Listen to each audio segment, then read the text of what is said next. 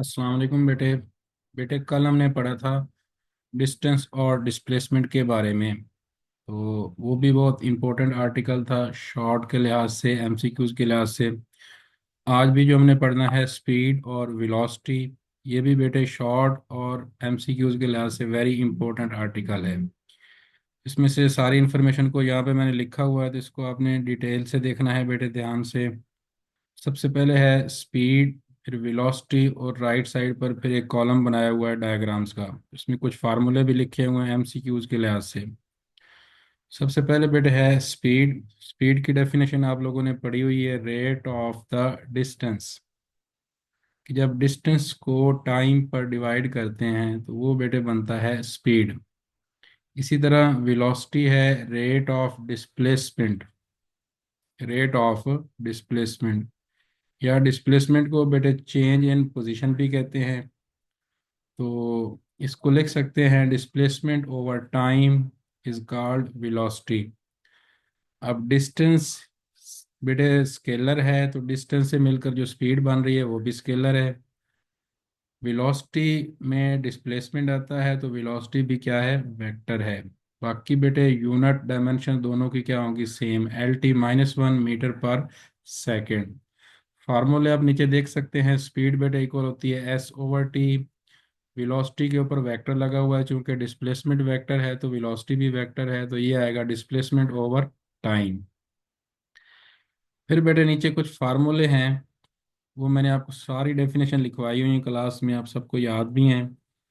Instantaneous speed, इसी तरह velocity भी है। इंस्टंटेनियस स्पीड और इंस्टंटेनियस वेलोसिटी। इंस्टंटेनियस बेटे वर्ड जहाँ पर भी यूज होता है तो मैंने आपको बताया हुआ है कि लिमिटिंग वैल्यू। Limiting value. जब भी इंस्टंटेनियस का वर्ड यूज होता है तो आपने ये लाजमी लिखना है, delta T approaches to zero. Limit delta T approaches to zero, ये नीचे वाले टाइम के साथ आपने लिखना है। इसी तरह इंस्टंटेनियस वेलोसिटी में भी ऐसे ही है। अब नीचे दूसरी डेफिनेशन आती है बेटे यूनिफॉर्म स्पीड की। यूनिफॉर्म स्पीड क्या होती है कि अगर कोई भी बॉडी इक्वल डिस्टेंस कवर करे इक्वल इंटरवल्स ऑफ टाइम के अंदर, तो उसकी स्पीड क्या होगी, यूनिफॉर्म स्पीड होगी। यूनिफॉर्म वेलोसिटी का मतलब क्या है कि अगर कोई भी बॉडी इक्वल डिस्प्लेसमेंट कवर करे in equal intervals of time, तो यहाँ पर भी डिस्टेंस और डिस्प्लेसमेंट का फर्क है। स्पीड में बेटे डिस्टेंस आता जाएगा, वेलोसिटी में डिस्प्लेसमेंट आता जाएगा। नीचे बेटे है एक और डेफिनेशन है वेरिएबल स्पीड की। वेरिएबल स्पीड, वेरिएबल में क्या है कि इक्वल डिस्टेंस की जगह पे अनइक्वल आ जाएगा।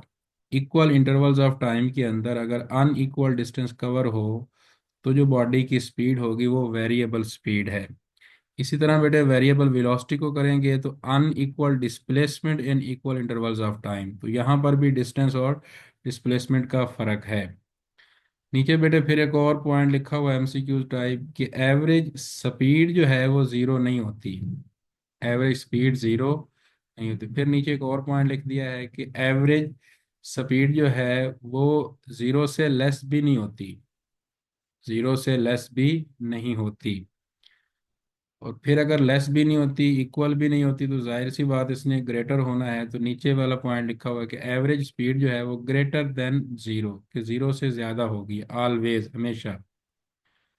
इसी तरह बेटे इसी पॉइंट्स को अगर वेलोसिटी के लिहाज से देखें तो एवरेज वेलोसिटी जीरो हो सकती है। साथ मेंशन किया है कि फॉर क्लोज्ड पाथ। इस तरह कल हमने क्लोज्ड पाथ का डिस्प्लेसमेंट बेटे जीरो लिखा था। चूंकि डिस्प्लेसमेंट जीरो है तो डिस्प्लेसमेंट से मिलकर क्या बनता है, वेलोसिटी बनती है। तो एवरेज वेलोसिटी भी जीरो हो जाएगी। फिर बेटे average velocity less than zero हो सकती है। लेस देन जीरो का मतलब ये नेगेटिव हो सकती है। और average velocity greater than zero भी हो सकती है। ग्रेटर ग्रेटर देन जीरो का मतलब ये है कि ये वैल्यू बेटे पॉजिटिव हो सकती है। ठीक है। नीचे दो पॉइंट्स लिखे हुए हैं, have many values for given time. इस तरह बेटे कल हमने पढ़ा था कि डिस्टेंस की वैल्यू भी ज़्यादा हो सकती हैं, लेकिन डिस्प्लेसमेंट की वैल्यू सिंगल थी। इसमें बेटे डिस्टेंस से मिलकर चूंकि स्पीड बनती है, तो स्पीड की वैल्यूज भी एक टाइम में ज़्यादा हो सकती हैं। लेकिन वेलोसिटी की वैल्यू एक टाइम में ज़्यादा नहीं हो सकती, एक टाइम के अंदर एक ही वैल्यू होगी। ठीक है, ये इसके कुछ पॉइंट्स है। अब इसकी आ जाते हैं सर्कल या डायग्राम से कुछ इंपॉर्टेंट फार्मूले हैं। इसको अब हम आपने ध्यान से समझना है बेटे। जो पहले आपको मटेरियल लिखवाया हुआ है ये वो भी इसमें इंक्लूड है, और इससे थोड़ा सा ज़्यादा भी मैंने इंक्लूड किया है।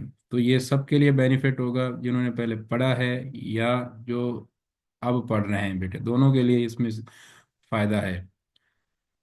सबसे पहले ऊपर डायग्राम में बेटे है, ये अगर आप सर्कल को देखें तो सर्कल के किसी पॉइंट पर आप वेलोसिटी को चेक करना चाहें तो उस पॉइंट पर उसका टेंजेंट बनता है। फॉर एग्जांपल इस पॉइंट पर देखें तो ये टेंजेंट है, इस पॉइंट पर देखें ये टेंजेंट है, इस पॉइंट पर देखें ये टेंजेंट है, इस पॉइंट पर देखें ये टेंजेंट है। तो ये जो विलो टेंजेंट बन रहा है ये एक्चुअल में उसकी वेलोसिटी है। टेंजेंट उसकी डायरेक्शन को शो करता है। तो नीचे पहले पॉइंट में ही लिखा हुआ है कि instantaneous velocity is always tangential.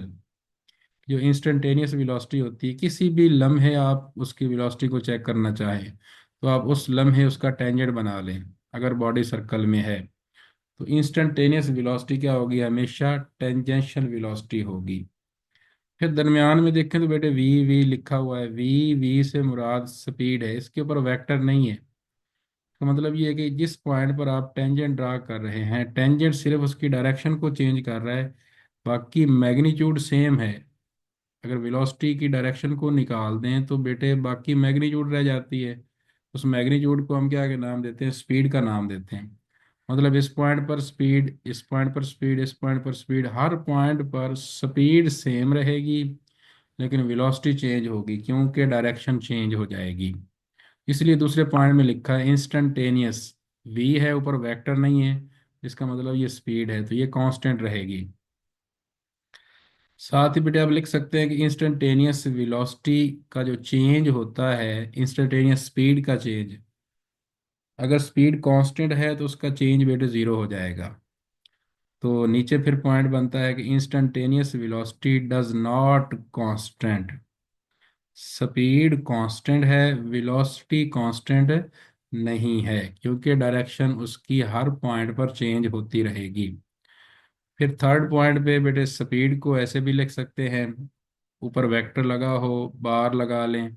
Mod, mod किसको शो करता है, उसकी मैग्नीट्यूड को। तो किसी भी वेक्टर को मैग्नीट्यूड के लिहाज से बनाना हो तो उसका मॉड लगा लें। तो ये दोनों साइडें इक्वल है।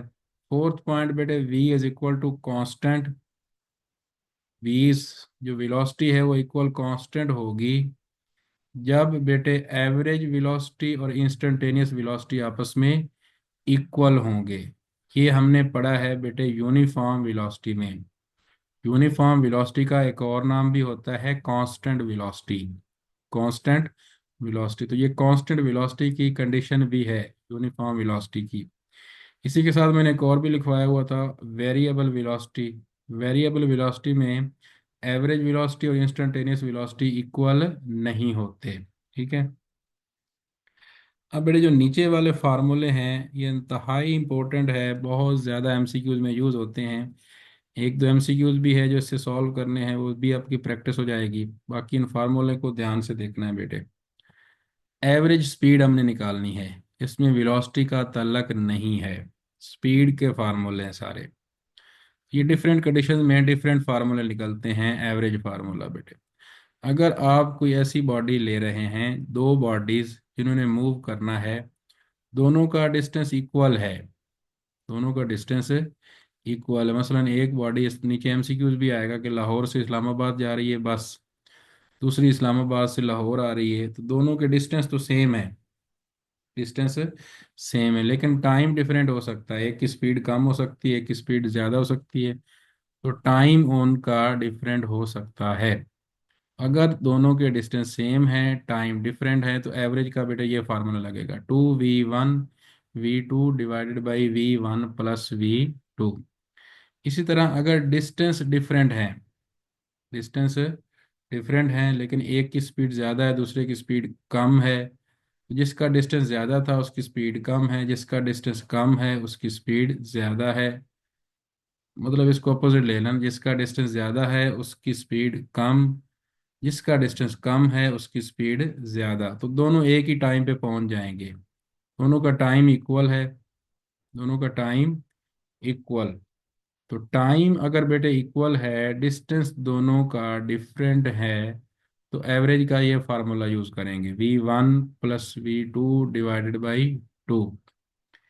इसी तरह थर्ड है बेटे, S1 इक्वल नहीं है S2, डिस्टेंस भी इक्वल नहीं है, टाइम भी इक्वल नहीं है। तो फिर आप क्या लगाएंगे, average formula S1 plus S2 divided by T1 plus T2। आगे डॉट लगाया हुआ है, जितने डिस्टेंस होंगे सारे डिस्टेंस को ऐड कर दें। नीचे बेटे जितना टाइम होगा, जितनी बॉडीज का, सारे टाइम्स को ऐड करते जाएं तो आपकी एवरेज आ जाएगी। फिर चौथा फार्मूला है, अगर डिस्टेंस भी इक्वल है, टाइम भी इक्वल है, तो फिर तो यूनिफॉर्म स्पीड से बॉडी मूव करेगी। तो फिर जो हमने ऊपर कंडीशन पढ़ी है कि एवरेज और इंस्टेंटेनियस स्पीड्स इक्वल होंगे, ये स्पीड के लिहाज से पढ़ रहे हैं, वेलोसिटी के लिहाज से नहीं है। तो एवरेज स्पीड इक्वल हो जाएगी इंस्टेंटेनियस स्पीड के, अगर दोनों इक्वल हैं। अगर इक्वल नहीं है तो ये तीनों फार्मूले आपने याद रखने हैं। फिर बेटे एक एमसीक्यूज है, इसने बताया है कि एक गाड़ी है, वो 4 मीटर का डिस्टेंस कवर कर रही है इस साइड पर, और टाइम कितना लगाती है, 6 सेकेंड। एक बॉडी इस साइड पर ट्रेवल कर रही है और डिस्टेंस कितना कवर कर रही है, 3 मीटर, और टाइम कितना लगाया उसने, 4 सेकेंड। तो दोनों डिफरेंट है, डिस्टेंस भी डिफरेंट है, टाइम भी डिफरेंस है। इसमें कौन सी कंडीशन लगेगी, ये बेटे कंडीशन लगेगी, ये एस S1 इक्वल नहीं है S2, T1 इक्वल नहीं है T2 के। तो आप क्या करें, एवरेज निकालने के लिए बेटे ऊपर डिस्टेंस होता है नीचे टाइम होता है, तो ऊपर डिस्टेंस को ऐड कर लें, नीचे टाइम को ऐड कर लें, इनका आंसर निकाल लें। इसका डिस्टेंस देखें बेटे 4 मीटर है, इसका डिस्टेंस देखें 3 मीटर है, तो 4 + 3 7। इसका टाइम देखें 6 है, इसका टाइम देखें 4 है, 6 + 4 क्या बन जाएगा, 10। 7/10, इसको सॉल्व करें बेटे, 0.7 मीटर पर सेकेंड आ जाएगा। ये एवरेज स्पीड है जब दोनों का डिस्टेंस, दोनों का टाइम सेम ना हो। फिर हमने निकालनी है एवरेज वेलोसिटी। ऊपर वाले फार्मूले सारे बेटे थे एवरेज स्पीड के लिए, अब हमने एवरेज वेलोसिटी निकालनी है। तो वेलोसिटी में बेटे आता है डिस्प्लेसमेंट। अगर आप इसी डायग्राम में देखें ट्राइंगल में, तो डिस्प्लेसमेंट निकालने के लिए हम सीधा रास्ता इस्तेमाल करते हैं, स्ट्रेट पाथ। तो स्ट्रेट पाथ को हम कैसे निकालते हैं, पाइथागोरस लॉ से। तो डिस्प्लेसमेंट निकालने के लिए ऊपर पाइथागोरस लॉ अप्लाई करेंगे, बेस का स्क्वायर प्लस परपेंडिकुलर का स्क्वायर उसका अंडर रूट, 4 का स्क्वायर + 3 का स्क्वायर उसका अंडर रूट आ जाएगा। नीचे टोटल टाइम, टोटल टाइम में बेटे 6 सेकेंड + 4 सेकेंड दोनों को ऐड कर लेंगे, इसका आंसर आ जाएगा 5/10, 0.2 मीटर पर सेकेंड। एवरेज स्पीड थी 0.7, और एवरेज वेलोसिटी है 0.2 मीटर पर सेकेंड। दूसरा एक और इम्पोर्टेंट एमसीक्यूज है, और आखिरी, बस यही एमसीक्यूज के बाद आपकी वीडियो एंड हो जाएगी बेटे।